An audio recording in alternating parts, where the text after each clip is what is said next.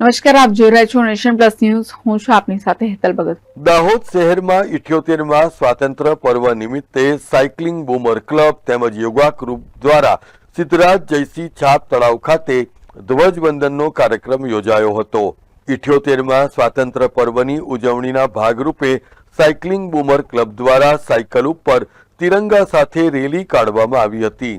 જે રેલી શહેરના સિદ્ધરાજ જયસિંહ છાપ તળાવ ગાર્ડન ખાતેથી શરૂ થઈ હતી અને શહેરના વિવિધ વિસ્તારોમાં ફરી હતી.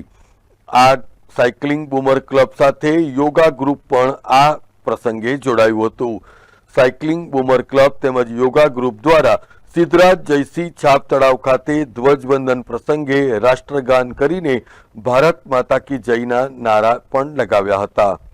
Shailesh Rathod, nation plus news, Dahod.